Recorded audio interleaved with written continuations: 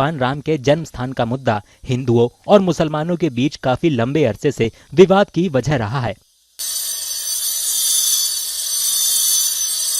दिलचस्प बात यह है कि मंदिर बनाने के लिए ज्यादातर संगमरमर राजस्थान में मकराना के मुस्लिम व्यापारियों से खरीदा गया है।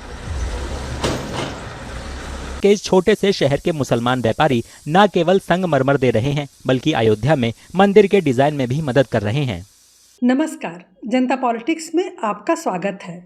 2 दिन पहले एक खबर आई कि अयोध्या में बन रहे मस्जिद के शिलान्यास के लिए सुन्नी वक्फ बोर्ड नरेंद्र मोदी को नहीं बुलाएगा। ऐसा इसलिए हुआ क्योंकि मुसलमानों का एक समूह मोदी जी से अपील कर रहा था कि वो राम मंदिर उद्घाटन से पहले मस्जिद का शिलान्यास करें, तो फिलहाल सुन्नी बोर्ड ने इसे खारिज कर दिया। प्रदेश के मुख्यमंत्री योगी आदित्यनाथ को बुलाने का प्रस्ताव 2 वर्ष पहले ही खारिज किया जा चुका है। मस्जिद का नया नक्शा अरब की पारंपरिक शैली में तैयार किया गया है। अब इस मस्जिद का नाम बदलकर मोहम्मद बिन अब्दुल्ला मस्जिद किया गया है। पहले इसका नाम स्वाधीनता संग्राम सेनानी मौलाना अहमदुल्ला शाह मस्जिद रखा गया था, लेकिन इस नाम पर चंदा उतना नहीं मिल पा रहा था, लिहाजा अब पैगंबर मोहम्मद के नाम पर इस मस्जिद का नामकरण किया गया है। ठीक है, वो जैसा समझे करें, उनकी मस्जिद है तो उनकी चॉइस होनी ही चाहिए। लेकिन एक बात समझ से परे है कि 80% हिंदू आबादी वाले देश में मंदिर निर्माण के लिए हिंदू क्यों नहीं मिल रहे हैं। ऋषि विश्वकर्मा के देश में हिंदू कारीगरों और मिस्त्रियों का इतना अकाल कैसे पड़ गया कि मुस्लिमों को मंदिर निर्माण में सहभागी बनाया गया। बड़े ठेके मुस्लिम समुदाय को दिए गए। यह तो सबको पता है कि राम मंदिर आम सहमति से नहीं बन रहा है, बल्कि सुप्रीम कोर्ट के निर्णय के अनुसार बन रहा है। इस निर्णय पर धर्म की नज़र से देखेंगे तो हिंदू कट्टरवादियों को असीमित खुशी हुई और मुस्लिम कट्टरवादियों को गहरी निराशा और क्षोभ हुआ। उनका कहना है कि यह मंदिर उनकी धार्मिक आस्था की पराजय का प्रतीक है।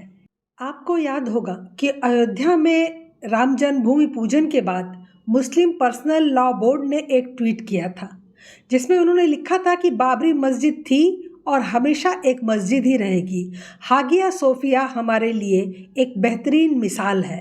अन्यायपूर्ण, दमनकारी, शर्मनाक और बहुसंख्यक तुष्टीकरण के आधार पर जमीन का पुनर्निर्धारण का फैसला इसे बदल नहीं सकता है। हमारा दिल तोड़ने की ज़रूरत नहीं, हालात हमेशा एक जैसे नहीं रहते। मतलब जब भी हालात बदलेंगे तो ये पुनः मस्जिद ही होगा। अब इन्होंने जो हागिया सोफिया की बात की है उसके बारे में भी आपको चंद शब्दों में बता दूं कि विश्व की प्रसिद्ध इमारत हागिया सोफिया कभी एक चर्च हुआ करता था। 1453 में जब इस शहर पर इस्लामी ऑटोमन साम्राज्य का कब्जा हुआ तो इस इमारत में तोड़ फोड़ करके इसे मस्जिद में तब्दील कर दिया गया था।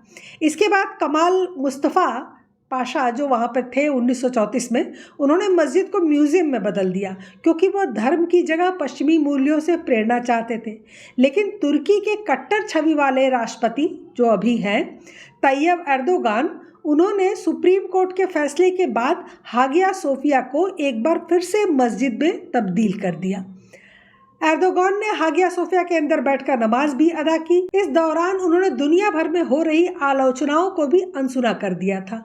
अब Muslim personal law board Hagia Sophia को मिसाल मान रहा है और वो कह रहा है कि इसी तरह समय जब बदलेगा तो वो इस मंदिर को गिराकर उसकी जगह मस्जिद ही बनाएंगे। इसके बाद भी क्या आप उम्मीद कर सकते हैं मुस्लिम समुदाय से कुछ? इन कट्टरवादियों के अलावा देश और दुनिया के जितने भी लोग हैं, उन्हें राम मंदिर बनने पर एक असीम संतोष हुआ है कि चलो एक त्रासदी बन चुकी पहेली सुलझ गई है। ऑल इंडिया इमाम संगठन के राष्ट्रीय अध्यक्ष साजिद रशीदी का राम मंदिर के लिए दिया गया बयान शायद आपको याद हो। बेहद भड़काऊ भाषा में बोलते हुए उसने कहा था कि जब कभी देश में मुस्लिमों के जज और राजा होंगे उस समय राम मंदिर तोड़कर दोबारा मस्जिद बनाई जाएगी। ऐसे में तुष्टीकरण का ऐसा क्या तूफान उठ गया था कि मंदिर निर्माण में गर्भगृह से लेकर श्री रामचंद्र की मूर्तियों तक का निर्माण मुस्लिमों द्वारा कराया जा रहा है। भगवान राम के मंदिर निर्माण में लगने वाले संगमरमर के चौखट बाजू की नक्काशी मुस्लिम कारीगर कर रहे हैं। ये संगमरमर के चौखट बाजू राम मंदिर की कार्यशाला में रखे गए हैं। मंदिर निर्माण के लिए संगमरमर की सप्लाई करने वाले मकराना के एक बिजनेसमैन सेठ मोहम्मद रमज़ान खुद को इस बात के लिए लकी मान रहे हैं कि उन्हें मंदिर के निर्माण से जुड़ने का मौका मिला। जब 100-200 करोड़ का रोजगार और व्यवसाय किसी को मिलेगा तो कोई भी खुद को लकी ही समझेगा। राम मंदिर निर्माण के लिए ज़्यादातर संगमरमर राजस्थान में मकराना के मुस्लिम ताजीरों से खरीदा गया और खदानों से संगमरमर निकालने वाली कंपनी भी मकराना के एक मुस्लिम उद्योगपति की है। इतना ही नहीं, राम मंदिर के लिए डिज़ाइन तैयार करने से लेकर नक्काशी में जुटे अधिकांश कारीगर मुस्लिम समुदाय से ताल्लुक़ रखते हैं। राजस्थान के छोटे से शहर मकराना के मुस्लिम बिजनेसमैन न सिर्फ संगमरमर की सप्लाई कर रहे हैं बल्कि अयोध्या में मंदिर के डिज़ाइन में भी मदद कर रहे हैं। मकराना में मुस्लिम कारीगर राम मंदिर के लिए संगमरमर पर नक्काशी कर रहे हैं। शिल्पकार अब्दुल गनी ने बताया कि हमारे यहाँ से तकरीबन 1.5-2 साल से सफ़ेद संगमरमर अयोध्या जा रहा है। मार्बल खनन करने वाली कंपनी के मालिक हाजी अब्दुल कयूम ने बताया कि राम मंदिर के निर्माण से जुड़ा काम जब से हमारे यहाँ आया है पूरे मकराना में खुशहाली आ गई है। हजारों मजदूरों को काम मिला और हजारों परिवारों को रोजी रोटी मिली है। मार्बल की मांग भी ज़्यादा बढ़ गई है। हर जगह मंदिरों और अन्य स्थानों में मार्बल लगाया जा रहा है, उससे हमें बहुत बड़ा रोजगार मिला है। श्री राम जन्मभूमि मंदिर का गर्भगृह राजस्थान के कारीगर बना रहे हैं। गर्भगृह मकराना के संगमरमर पत्थरों से तैयार किया जा रहा है, जिसका ठेका आर्किटेक्ट जियाउल उस्मानी कंपनी को दिया गया है और कारीगर रमज़ान वहां पत्थरों को तराश रहे हैं। पूरे शहर में श्री राम की अनेक मूर्तियां जगह जगह लगाई जानी हैं। उन मूर्तियों का निर्माण पश्चिम बंगाल के मुसलमान कर रहे हैं। उत्तर 24 परगना जिले के मोहम्मद जमालुद्दीन और उनका पूरा परिवार मिलकर इन मूर्तियों को बना रहा है और जल्दी ही ये मूर्तियां पूरी भी हो जाएंगी। आपको कहीं से भी ये नहीं लग रहा है कि यह सब कुछ ज़्यादा ही हो रहा है? राम मंदिर के लिए निर्माण कार्य और मूर्तियों के अलावा मंदिर में एक घंटा बना, मंदिर के लिए 21 कुंटल का घंटा, जिसकी आवाज़ 15 किलोमीटर दूर तक गूंजेगी। उस घंटे को बनाने में भी हिंदू मुस्लिम कारीगरों ने मिलकर बनाया। घंटे को बनाने वाले दाऊ दयाल कहते हैं कि हमारे मुस्लिम भाइयों को डिज़ाइनिंग, पीस और पॉलिशिंग में महारत हासिल है। फिर भी जब आप इस प्रकार का घंटा बनाने पर काम करते हैं तो कठिनाई का स्तर कई गुना बढ़ जाता है। हम राम मंदिर के लिए इसे बना रहे हैं। हमारे मन के पीछे असफलता का डर भी बना हुआ है। इकबाल मिस्त्री के अनुसार पिघले हुए धातु को डालने में 5 सेकंड की देरी होने पर भी पूरा प्रयास बेकार हो जाता है। इकबाल मिस्त्री बताते हैं कि इस घंटे की सबसे अनोखी बात है कि यह ऊपर से नीचे तक एकसार है। इसमें कई टुकड़े एक साथ नहीं जोड़े गए हैं, इसी कारण इसको बनाना बहुत मुश्किल था। 2100 किलोग्राम वजन के इस घंटे में मुस्लिम कारीगर इकबाल मिस्त्री का खास योगदान रहा। श्री राम जन्मभूमि तीर्थ ट्रस्ट के कार्यालय के प्रभारी प्रकाश गुप्ता ने कहा कि कारीगर कारीगर होता है, वह हिंदू हो या फिर मुसलमान हो, इससे कोई फ़र्क नहीं पड़ता। राजस्थान के सबसे अच्छे कारीगर राम मंदिर में लगने वाले पत्थरों की नक्काशी कर रहे हैं। यहाँ कई सवाल खड़े होते हैं जिनका जवाब शायद कभी नहीं मिले, लेकिन सवाल तो उठेंगे ही।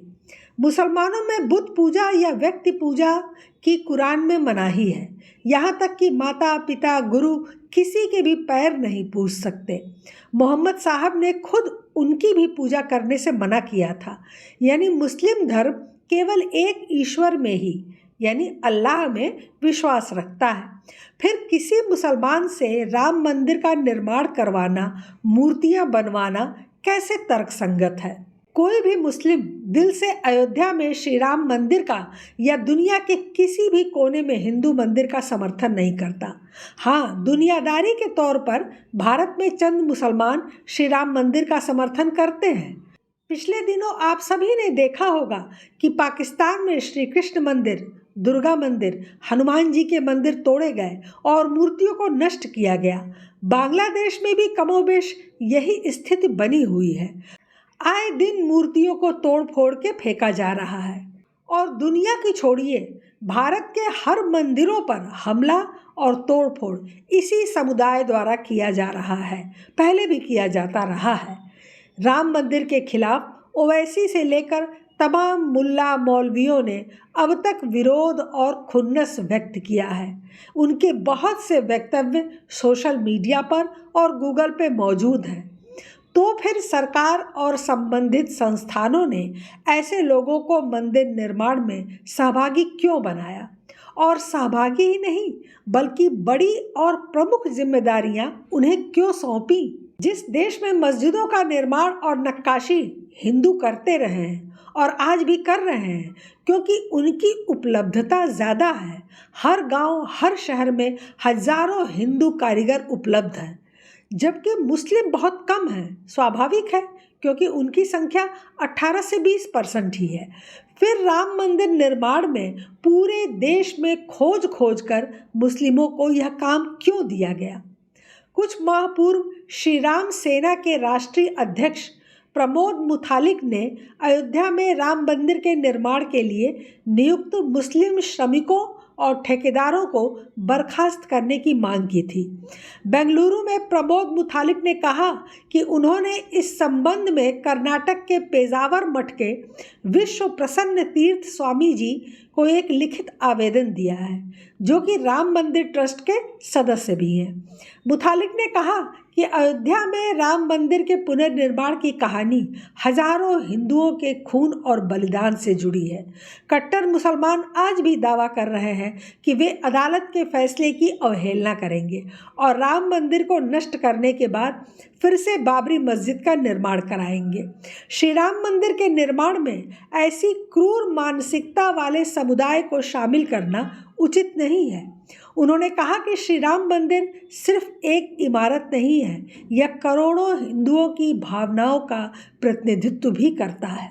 भारत अपनी मूर्तियों के लिए पूरे विश्व में जाना जाता है और ऋषि विश्वकर्मा भारतीयों का गौरव है।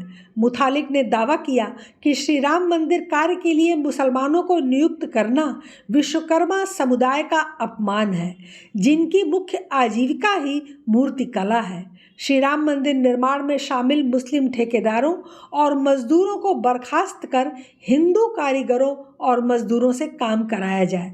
उन्होंने मांग की कि एक रमज़ान और अन्य के स्वामित्व वाली जियाउल उस्मानी कंपनी को दिया गया अनुबंध समाप्त किया जाना चाहिए। अब सोचिए कि अगस्त माह में उन्होंने पत्र भेजकर विरोध जताया था, लेकिन आज नवंबर प्रारंभ हो गया, इस संदर्भ में कोई सुनवाई नहीं हुई। ये किसको संतुष्ट करने के लिए किया जा रहा है? दुनिया को दिखाना है या मुस्लिम समुदाय को? किसे जताना है कि हम बहुप्रतीक्षित श्री राम मंदिर के निर्माण में ज़्यादा से ज़्यादा मुसलमानों का सहयोग ले रहे हैं? प्रश्न अनगिनत हैं। ये करोड़ों रुपए हिंदू घरों में क्यों नहीं गए? हिंदू कारीगरों के घर में, परिवारों में, मोहल्ले में रोटी, रोजगार और खुशियाँ क्यों नहीं पहुँची? 1800 करोड़ रुपए कम नहीं होते हैं, इतना ज़्यादा होते हैं कि लाखों हिंदुओं का जीवन बदल सकता था, लेकिन ऐसा नहीं हुआ। ऐसा नहीं है कि मुस्लिमों को कोई लाभ न मिले, इसका प्रयास किया जा रहा है।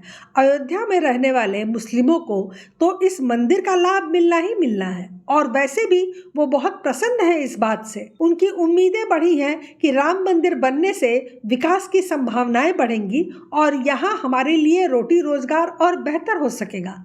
फूल की खेती करने वालों से लेकर टैक्सी चलाने वालों तक सभी को पर्यटन के विस्तार की उम्मीद है, और सब इस वजह से राम मंदिर के बनने पर खुश हैं कि अब उनके यहाँ भी खुशहाली आएगी।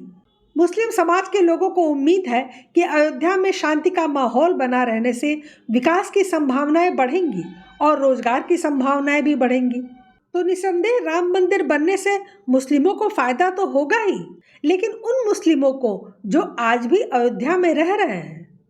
हमारे प्रिय हैं राम, हमारे लिए बहुत मायने रखता है अयोध्या में उनका मंदिर बनना, और हम सब प्रसन्नता से भरे हुए उस क्षण का इंतजार कर रहे हैं जब रामलला अपने सिंहासन पर मंदिर में विराजमान होंगे।